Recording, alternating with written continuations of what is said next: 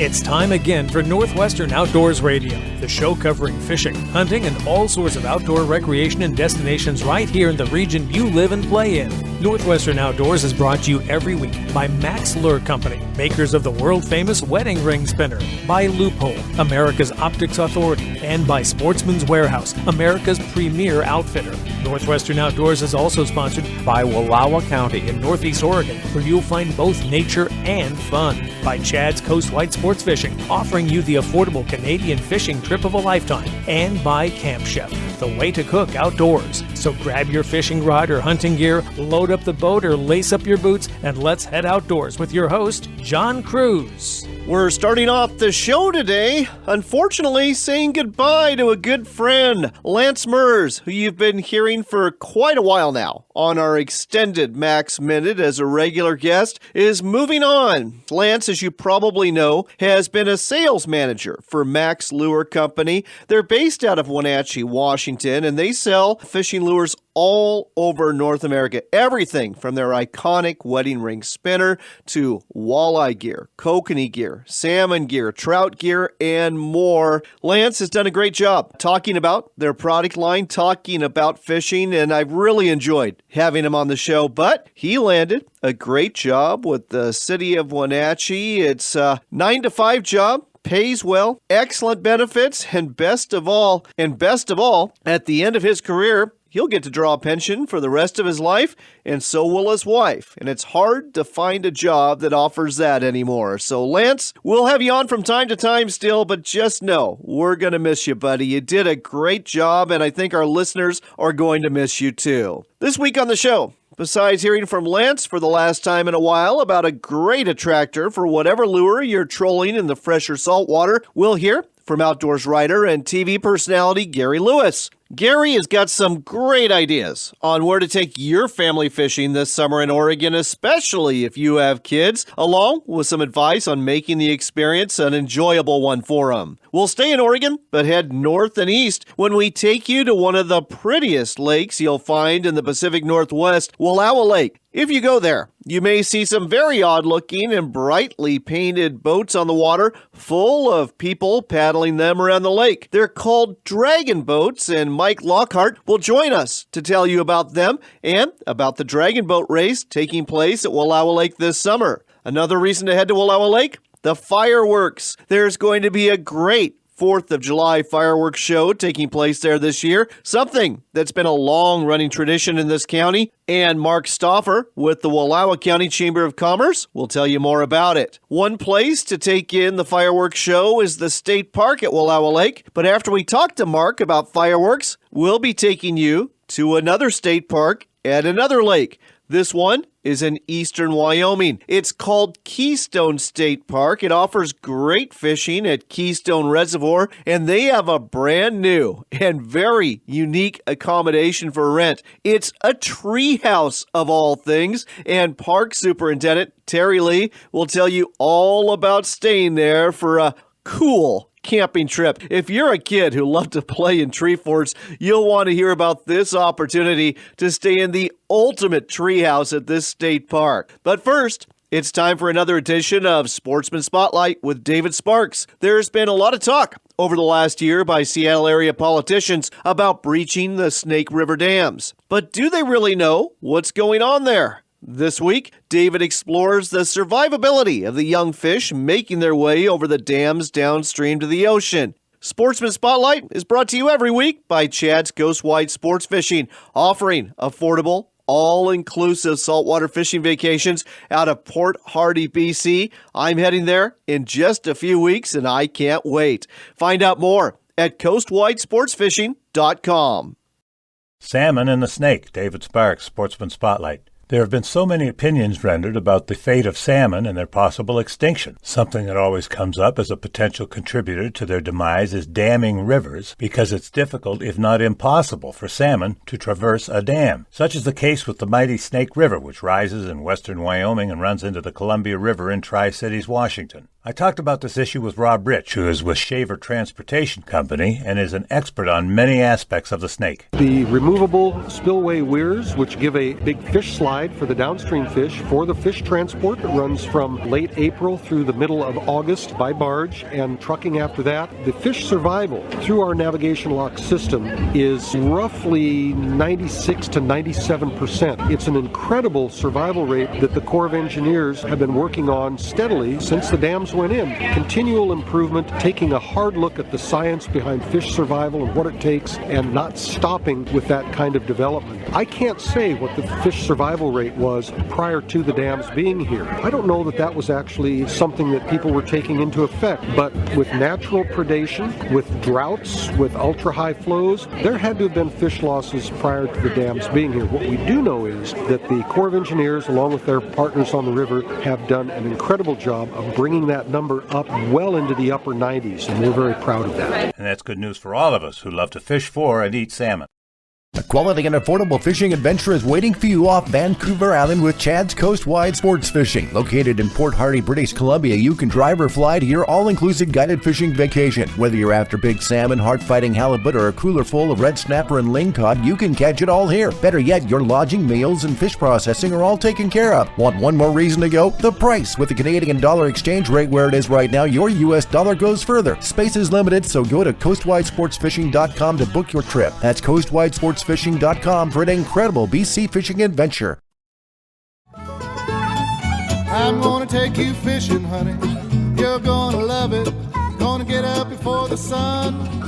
You're back with Northwestern Outdoors Radio, and it is about time for summer, and that means it's about time to take the family fishing. If you're wondering where to go in the state of Oregon, got just the guy to tell you. His name is Gary Lewis. He's written several books about fishing in Oregon. He's also got a TV show, as a matter of fact, new season coming up for Frontier Unlimited. Gary, welcome to the show. Hello, John. Good to hear your voice. So, Gary, first things first, just saw the announcement about new episodes coming up on Frontier Unlimited. Where does this air? We're on the Pursuit channel. We're on there once a week.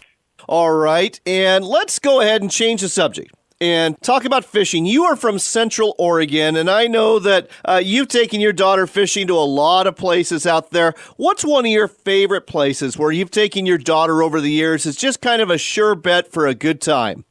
You know what? Right now in Central Oregon, North Twin and South Twin are producing a lot of action for anglers. I was just at the Twin Lakes Resort there last week and looking at all the pictures up on the board of the fish caught this year, and it made me realize that's where I need to take youngest daughter next. And I'm actually not familiar with this resort and these lakes. Is this a rainbow trout lake or something else you're after there? Yeah, North Twin and South Twin Lakes are rainbow trout only, and they're well stocked by the Department of Fish and Wildlife. Crane Prairie Reservoir is coming on again. It's just starting to heat up there. And then Hosmer Lake. Hosmer is being planted with cutthroat trout right now, whereas in the past they were focusing more on the Atlantic salmon fishery. So cutthroat trout in Hosmer. And then Lake Simtustus is kind of one of those sleeper lakes that people drive right by and don't know about, but it can produce a lot of fish through the season. So that's another one here in Central Oregon, and that's one of the best places, I think, to be on to watch the eclipse, too.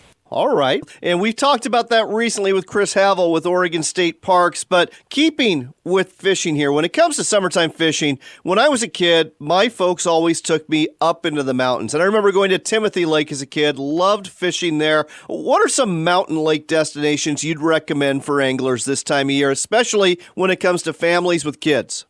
Well, Timothy Lake has become one of my favorites, like as you say, and then up there by Mount Hood. Olali Lake is another one, North Fork Reservoir, and Faraday Lake. But right now, for big fish, I'd recommend 3 lakes, and that's Clear Lake, Lost Lake, and Frog Lake up on Mount Hood. And the reason why is the Department of Fish and Wildlife is putting an emphasis on trophy fish and broodstock fish. So they're putting more bigger fish in some of these lakes right now. Oh, that sounds wonderful, especially for your typical mountain lake trout angler who's happy with, if you get an 11-inch trout, you think you've hit the jackpot in a mountain lake. So that sounds like a lot of fun. So 16 to 19 inches for those trophy fish, and then up to 6 or 8 pounds on the broodstock fish. Wow. All right. Well, you've got me hooked on that one. Last but not least, you can't have summer without going to the beach. And the Oregon coast is one of the best summertime destinations I think there is. But I suppose folks ought to bring the crab rings, they ought to bring the shovels for clams, and they ought to bring their fishing rods. Any particular beach towns or areas you like to take your family to when it comes to doing these things? Yeah, I'd typically end up more on that north coast area. And so Coffinbury Lake is a good one that you can count on to produce some sort of action. It gets a lot of attention, though. Some other spots for bigger fish: Big Creek Reservoir, Thistle Pond, and Olalla Creek Reservoir. But I think the thing I really want people to know is it's really important, if you're going to take kids fishing for the first time or the second or third time, try to get them into fish.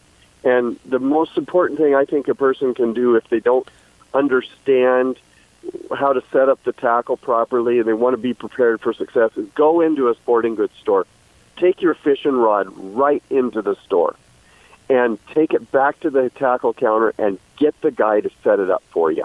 You know, that's some great advice, Gary. And I'll tell you what, when I was growing up, my father, God rest his soul, he almost killed the sport of steelhead fishing for me, because when I was a kid growing up, steelhead fishing to me meant going out on a rainy morning, busting through a whole bunch of blackberries and brush and getting torn up by the thorns, sitting by the side of the river and catching nothing for several hours and going home. Repeat your dad's name. You had the same dad. Well, yeah, that's right.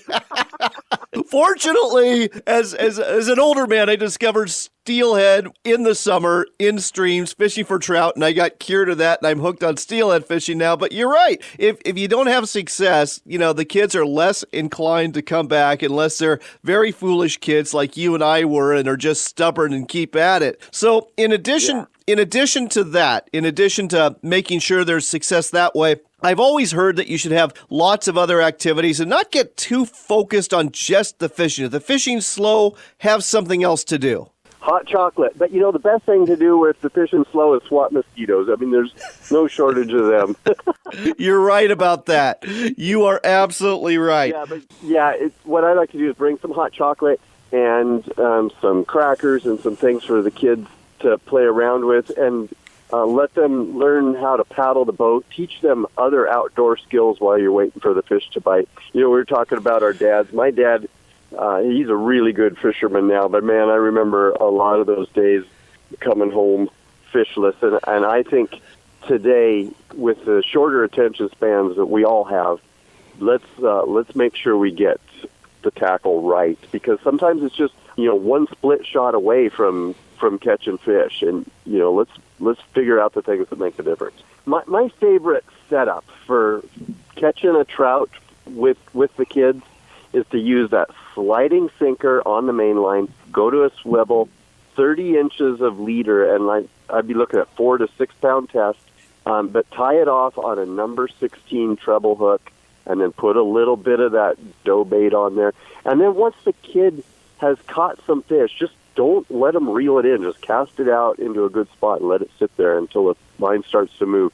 But after the kid starts to get success, then introduce them to other tactics like fly and bubble, or using a worm, or casting a spinner. And then they start to learn different ways, and it gives them some things for their toolbox, as it were. That's great advice for a good time, and a great advice to not only get kids hooked on fishing, but to grow them into the sport of fishing as well. We're running out of time, but very briefly, you've got a couple of books that are perfect for people who want to go fishing. Why don't you tell our listeners about your latest ones in Central Oregon and Mount Hood country?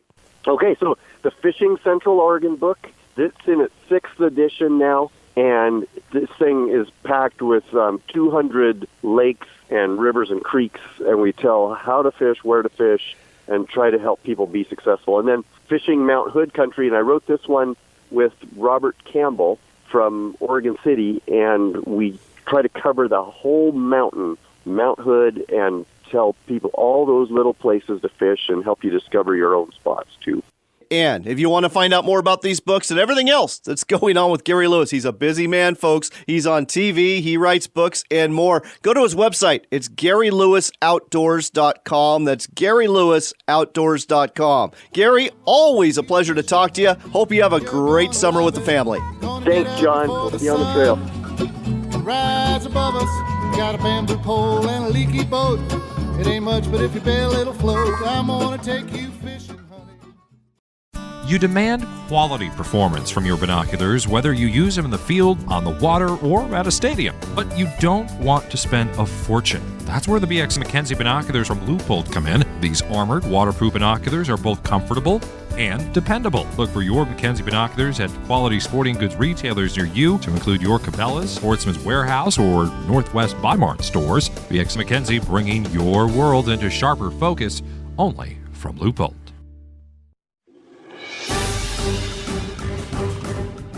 It doesn't matter what sort of adventure you're after, whether it's big game deep in the backcountry, a day of fishing out on the water, or an overnight in the great outdoors. At Sportsman's Warehouse, we've got the gear in here for what you need out there. Gear up for your next adventure at one of the Sportsman's Warehouse stores or shop online. Sportsman's Warehouse, America's premier outfitter. You're back with more of the great outdoors on Northwestern Outdoors Radio with John Cruz. That's right. It's time again for another Max Minute. Fish on. Brought to you by Max Lure Company. With us once again, Lance Mers. Lance, how are you during this first week of June? Awesome, John. Lots of fishing. Absolutely. But I've got a question for you. What do you do? And we're going to use this as a common denominator. Let's say you're trolling for walleye in Fort Peck Reservoir in Montana. Or maybe you're trolling for salmon in the Columbia River. Or maybe you're trolling for trout down in one of those beautiful lakes that we have in Oregon. Or maybe trolling for kokanee in Dvorak Reservoir, and the fish aren't biting. They're ignoring what you have out there. What can you do to attract some fish? Well, one of the things that I have on my boat and on my rods a lot, John, is the Max Lure two-bladed flashlight. What I like about this flashlight the most is it has versatility all over it. You can put this above your Dodger, whether it be a double D or a sling blade, or below it, and it gives you a lot of flash and attraction. So not only do you have that vertical flash and attraction, but you've got a horizontal flash and attraction too. You can also put it above a flasher. You can put it on your bottom walker when you're walleye fishing. It's got versatility all over it. Plus, you can put these on your downrigger balls. It looks like a school when you're going through. And it's very simple design. We're talking about just two big Mylar blades and some beads. But the thing about it is that it weighs almost nothing. It's not like the good old Jackaloids or the cowbells where there's a lot of weight to it. And if you have a bite, sometimes you don't even know it. Yep. And it doesn't affect the action of whatever other attractor you're using, and the blades counter rotate, so they give you a lot of flash and attraction. All right, so if you are having problems attracting fish no matter where you're fishing, consider throwing on a flashlight troll from Max Lure Company. Look for them at a sporting goods store near you or at maxlure.com. The Sling Blade is Max Lure Company's latest Dodger for you to use. Lance Mers is with us from Max Lure Company to tell you more about it. Why are you so excited about the Sling Blade? Versatility, John. You can bend the Sling Blade and change it from a reactionary bite to a normal bite, and it's got so many possibilities. Not only that, it comes in different sizes. You can use the Sling Blade for everything from trout and kokanee all the way to ocean-going salmon. It's the Sling Blade. Look for it at maxlure.com. Looking for a quality fishing adventure that won't break the bank? Then head to Canada for an all-inclusive fishing vacation with Chad's Coastwide Sports Fishing. Big salmon, halibut, snapper, and lingcod are waiting for you off Vancouver Island. But space is limited, so book now at coastwidesportsfishing.com. That's coastwidesportsfishing.com. Want to go fishing and make money? You are in luck.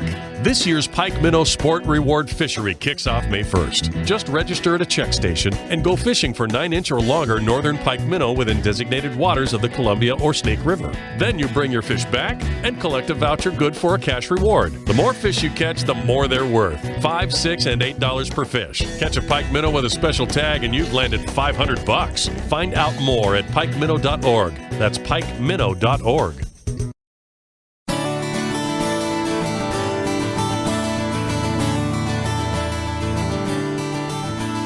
Next up on Northwestern Outdoors Radio, Mike Lockhart is back with us again at Wallowa Lake. That's right, we are broadcasting from the beach of the north end of Wallowa Lake, and you're going to understand why in just a minute. It's because we're talking about dragon boats. What's a dragon boat, you say? Well, Mike's going to tell you.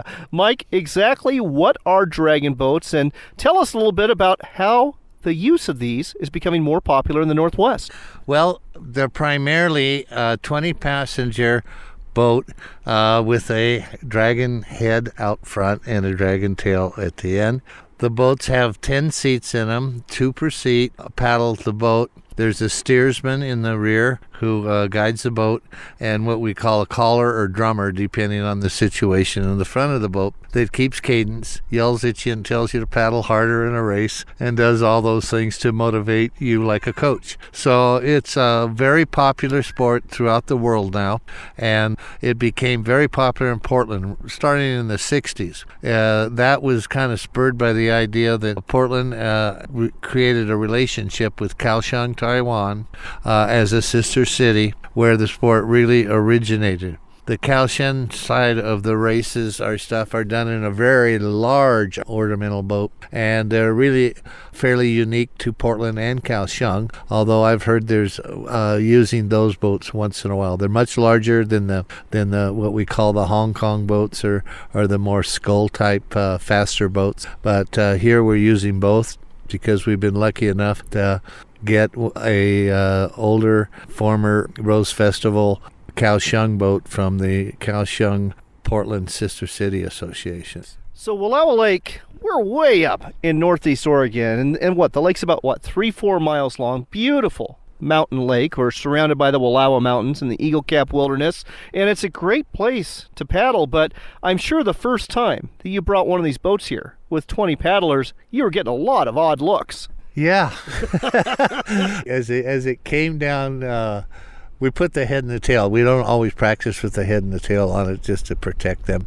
But we came down Main Street. We put the head and tail on. I got the word out a little bit that I was going to start a dragon boat race. And out of that came a bunch of people knocking at my doorstep saying, hey, we want to race.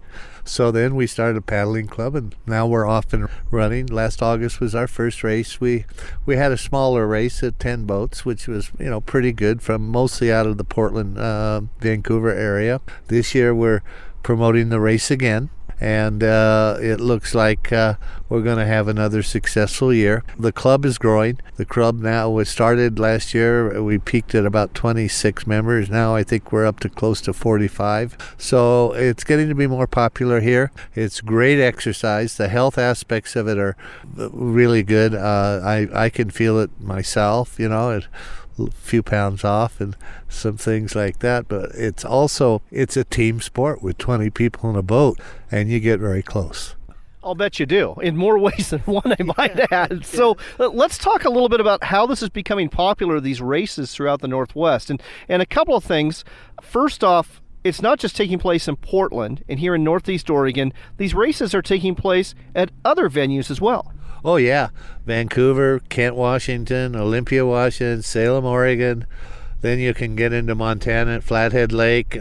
Now, I was just talking to a friend of mine who's moving to north of Tucson, and he's one of our paddlers who now wants to join the Tempe organization. Las Vegas now has a race, so it's a growing sport. The exhilaration of getting in one of especially the smaller boats and 20 people and you're flying, it's fun. It's a fun feeling. Well, it's a good spectator sport too, isn't it? Because, I mean, these are not dull, drab, camouflage boats. I mean, they're brightly colored. You've got the drum beats going on. It's pretty exciting to see one of these races unfold, isn't it? Yeah, last year I was really surprised how many people really turned out to watch the races and cheer on our local team. It was really fun. So when is the race taking place this year, and how is it going to unfold in terms of how does the race work? Well, the race will be in last weekend in August, which it was last year. We've kind of put that aside for us. It will be at the south end of the lake. We have great cooperation from the marina operator there and the Oregon State Park. So that makes just an ideal venue for this. I mean, it's beautiful. The space is there, good spectator space. So it's really good. And you have, of course, our seven wonders to look at, you know. So anyway, it'll be probably about a little larger than last year. It's growing every year. So we think we are looking forward to a very successful second year.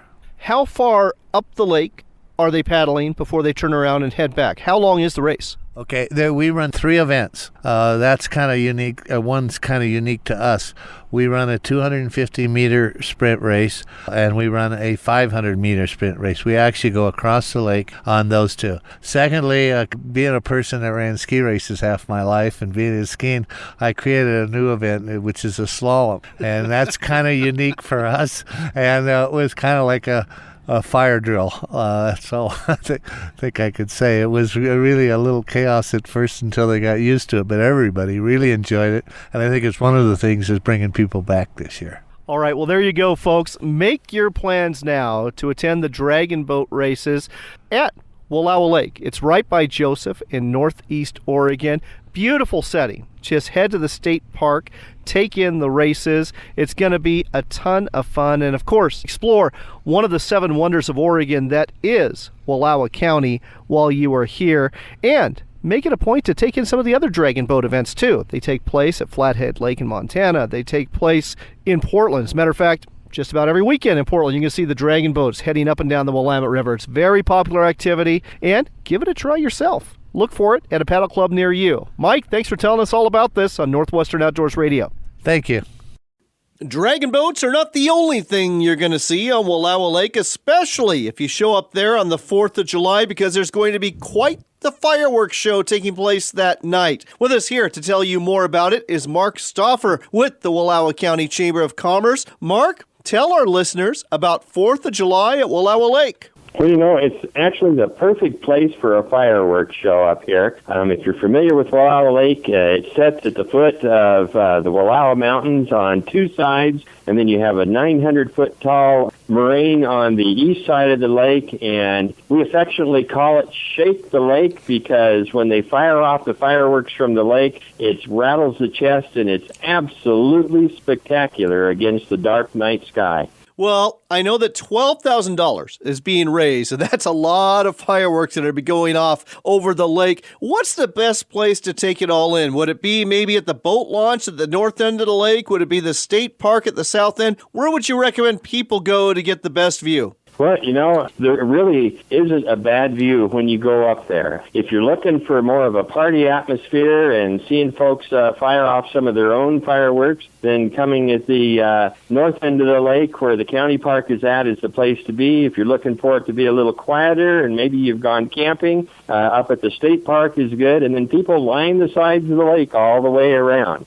All right, last question for you. I know this is really a popular event, and Wallowa Lake is a very popular place to be. Is it too late for people to get accommodations anywhere close to the area? No, it's you can still get accommodations, and if you want to take it in from the boats, the people get out on their boats and get on the lake as well. So there's plenty of room yet, so it's a fantastic time, and, you know, it's put on by the local citizens and the businesses, and, you know, if you feel like you want to donate, you can donate something to the chamber, $25 or so, and enter a drawing to win a flight over the Wallowas or Hell's Canyon through the Wallowa County Flyers Association. That sounds like a good cause to me. Folks, if you want to find out more about the Shake the Lake Fireworks Show at Wallowa Lake on the 4th of July, go to the website for information and for information about places to stay, too. It's very simple. WallowaCountyChamber.com. That's WallowaCountyChamber.com. Mark, thanks for sharing this with us.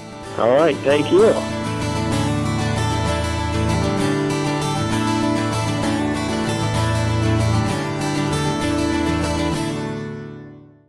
The road is calling you to experience one of Oregon's 7 wonders, the Wallowas. So grab your family and spend some time exploring Northeast Oregon's Wallowa County. Visit the State Park at the head of glacier-carved Wallowa Lake. Travel the Hells Canyon Scenic Byway. Feel the pioneer spirit, Nez Perce history, and see our Western arts and bronzes. Ascend to the top of Mount Howard on the tram and you'll see why Wallowa County is one of Oregon's most scenic and adventurous vacation wonders. This summer, take the road that leads to wonders. It begins at WallowaCountyChamber.com.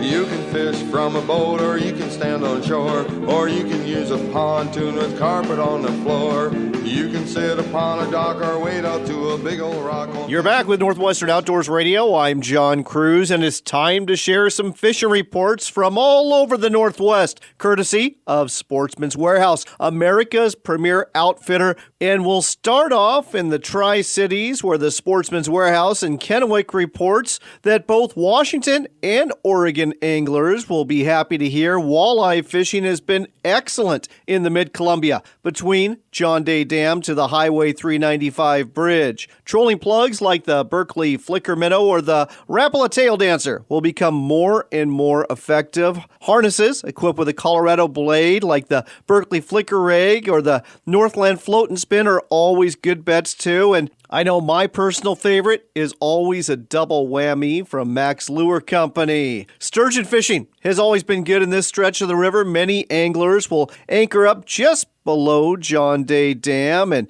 see if they can catch a sturgeon with a roll mop herring. Pickled shad will also become more effective as shad make their way up the Columbia River. And don't forget to bring your rod for those fun fish too. In Western Oregon, the Hillsboro staff says the summer steelhead catch has been decent on the Clackamas as of late, and some of those late running spring Chinook are finning their way upstream as well. Good bank access for the Clackamas can be found in many locations, from Gladstone, Cross Park, Riverside Park, along the Clackamas River Road, Carver, Barton, and McIver Parks. Heading to western Montana, one of the prettier streams you'll get to fish there for trout is the Bitterroot River south of Missoula. But the staff at the Sportsman's Warehouse store there reports the flows are still high on the main river, making for tough fishing. There are salmon flies high up on the forks, and that's probably your best option right now. And in the eastern part of the Gem State, the Sportsman's Warehouse at Idaho Falls reports fishing has been great with fish and game stalking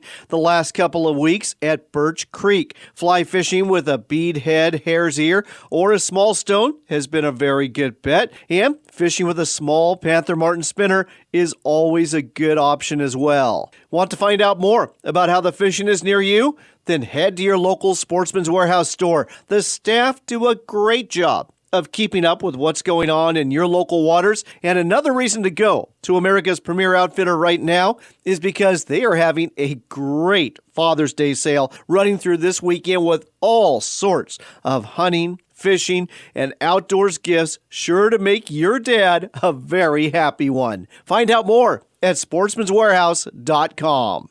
Next on Northwestern Outdoors Radio, we are taking you to eastern Wyoming. Our destination is Keyhole State Park, and we are talking with the superintendent there, Terry Lee. Terry, I understand you are opening up a crazy kind of accommodation there for visitors, a treehouse. Tell our listeners more about the treehouse you can rent at Keyhole State Park. That's correct. We've just recently opened up a treehouse here at Keyhole State Park. It's the first one for the Wyoming State Park system, and it's ready for rental anytime you're ready to come out and visit. So tell our listeners a little bit more about this. Now, when I was a kid, we built rickety stairs up a tree or ladders, and we had to climb up in there. I'm guessing getting into this treehouse is a little bit easier than that and safer. Oh, you're absolutely correct. This treehouse is actually ADA accessible. There's a ramp to lead you up to it, And then you can go out on the deck. There's a large deck that goes all the way around it. And then the inside will sleep approximately 5 adults. There's 2 bedrooms in there with a living room and a kitchen-type area. Wow. So is there actually like a plumbed kitchen, and is there any other amenities there as well? The kitchen itself has a refrigerator and a microwave. And like I said, it'll sleep up to 5 people. And out on the porch, we have a grill where people can take and grill their hamburgers, hot dogs, and whatnot. And then in the late evenings, if you'd like, there's a fire grill or a fire pit, if you will, out on the ground itself so that a person can take and cook outside on the ground. And this particular grill is actually rated so that if there's a fire ban in place, you can still use it because it's completely enclosed. Oh, this sounds fantastic. It sounds like the ultimate tree fort for any boy or girl who made one as a kid. How high off the ground is this, and what exactly is the view from the treehouse? Well, the treehouse itself stands approximately 8 to 15 feet in the air because it is on a slope. And when you're sitting on the porch or looking out the big window, you can look right down the cut there at Keyhole State Park. And it's absolutely a fantastic view from up there. Now, I know most folks are coming to Keyhole State Park because of Keyhole Reservoir. A lot of summer activities taking place there, including the fishing. What are folks fishing for there, and how is the fishing in the summer months? Well, this year we have an exceptional fishing plan going on. The fishing right now is excellent. People are pulling out large walleye. They're pulling out pike, crappie, perch, drum, even catfish out here. And like I said, they're really very healthy at this point in time. Oh, that sounds like a lot of fun to me. And Keyhole Reservoir, it's not a small little lake. I mean, it's got some size to it, doesn't it? It does. Actually, from where the water flows into the lake to where it exits, 8 miles. Plus, we have 52 miles of shoreline out here. And so finding a spot shouldn't be a problem for anybody. And that's my next question. When it comes to fishing at the state park, I'm guessing most people are doing it out of a boat, as big as that reservoir is. But, you know, is there a dock there? Is there a marina where folks can fish right from shore and have success? Excellent question. Yes, you can fish from shore here and catch fish. As a matter of fact, a lot of people fish from the shore, catch walleye, pike, everything else, and they have a large success rate. We do have a marina here. The marina itself has, it's a concessionaire. They rent boats, kayaks, paddle boards, jet skis. They sell food, gas, beverages, fishing gear, clothing, and they themselves actually operate 15 electrical campsites.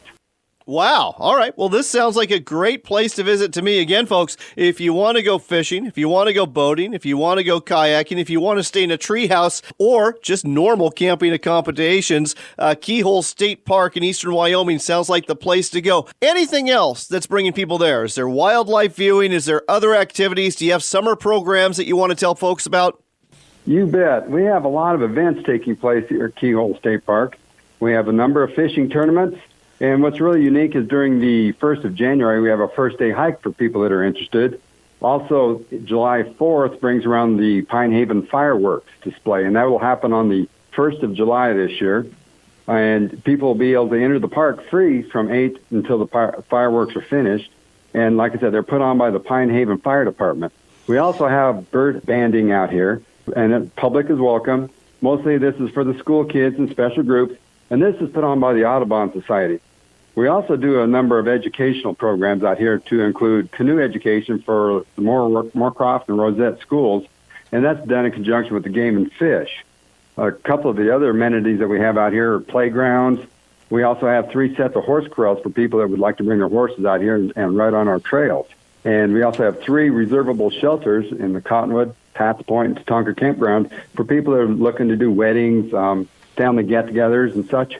Well, I'll tell you what, Terry, I haven't been to Keyhole State Park yet, but based on everything I've just heard, I am going, and I'm going to do my best to book that treehouse too. If people want to find out more, is there a website we can steer them to? Certainly. You can always go to the Wyoming State Parks website. That's www.wyo-park.com, and it'll lead you into the reservations program, or it'll even show you maps of the park and whatnot so that you can take and plan your vacation at any time. All right, it's Keyhole State Park. Again, it's in eastern Wyoming. And if you want to go big on your childhood dreams of having the best treehouse, head there and go ahead and book one for a day or two. Terry, thanks for telling us all about this on Northwestern Outdoors Radio. You bet. It's been a pleasure talking with you. French Lake, Grand Lake, Cedar Lake, Pleasant Lake, Clear Lake, Bass Lake, Otter Lake, Goose Lake, Gull Lake, Round Lake, Prairie Lake, Rice Lake, Sugar Lake, Mud Lake, Long Lake, Ant Lake, Swan Lake, and Lake of the Woods. Oh, I fish everywhere. Want to go fishing and make money? You are in luck. This year's Pike Minnow Sport Reward Fishery kicks off May 1st. Just register at a check station and go fishing for 9-inch or longer northern pike minnow within designated waters of the Columbia or Snake River. Then you bring your fish back and collect a voucher good for a cash reward. The more fish you catch, the more they're worth. $5, $6, and $8 per fish. Catch a pike minnow with a special tag and you've landed $500. Find out more at pikeminnow.org. That's pikeminnow.org. Looking for a quality fishing adventure that won't break the bank? Then head to Canada for an all-inclusive fishing vacation with Chad's Coastwide Sports Fishing. Big salmon, halibut, snapper, and lingcod are waiting for you off Vancouver Island. But space is limited, so book now at coastwidesportsfishing.com. That's coastwidesportsfishing.com. If you're after really big game, it only makes sense to have the best scope you can put on your rifle. That's why you want the Leupold VX6 HD. This high-definition scope gives you sharpened clarity, and the Twilight Max light management system gives you the sight advantage you need at dawn and dusk when those big bucks, bulls, and bruins are on the move. Add on our lifetime gold ring guarantee, and you've got the rifle scope of your dreams. It's the Leupold VX6 HD. Look for it at a quality sporting goods store near you and at leupold.com. Sportsman's Warehouse is America's premier outfitter and has the quality gear you need for hunting, fishing, camping, and more. Our knowledgeable and friendly staff will help you find the right product so you get the most out of your time in the field or on the water. In addition to stocking superior clothing and outdoor equipment, we offer in-store events and seminars so you can enjoy a successful adventure. With over 70 stores located in the United States, it's easy to find a Sportsman's Warehouse store near you. Find out more at sportsmanswarehouse.com. We've got time for one more shot of Northwestern Outdoors Radio with John Cruz. Before we get to our Sportsman's Warehouse trivia question of the week, I want to give you a little bit more information about that Father's Day sale taking place at Sportsman's Warehouse stores all over the nation. There are some great sale items to include savings of $150 each on a Garmin GPS or an Oracle modern sporting rifle. Think AR-15 in .223 caliber.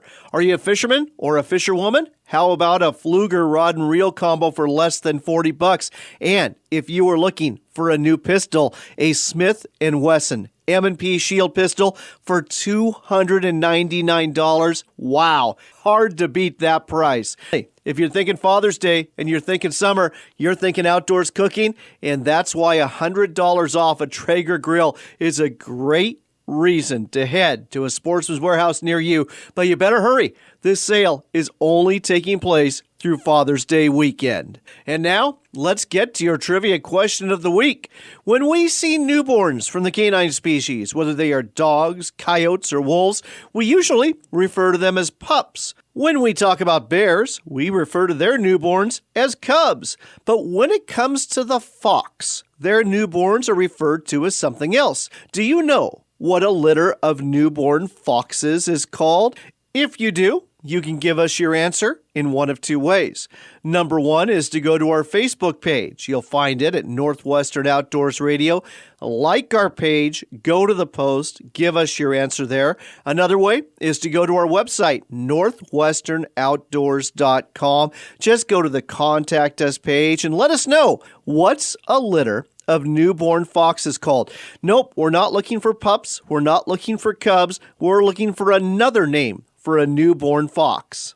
One lucky person who guesses right is going to win the $25 gift card we give away every week from Sportsman's Warehouse. While you're on the web, I hope you'll check out our sister show website. You'll find that one at AmericaOutdoorsRadio.com. Be sure to look for a station near you and air times, and if you don't find one, call your local station. Let them know you want a second hour of outdoors programming, and you want it to be America Outdoors Radio, a place where you can catch both shows, Northwestern Outdoors and America Outdoors, is on WRVO Radio. That website, RenoViolaOutdoors.com. That'll get you to the WRVO Radio network, where you can hear these shows and all sorts of other ones dedicated to outdoors recreation, fishing, fishing and hunting 24 hours a day. Finally, you can catch us on YouTube. Our channel is Northwestern Outdoors, and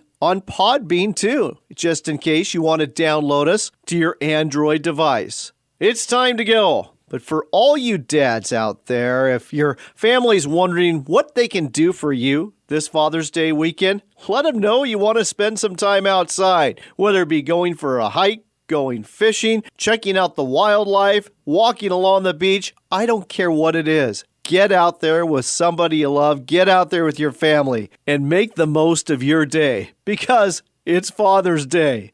Until next time, take care, God bless, and make it a point to spend some time outdoors.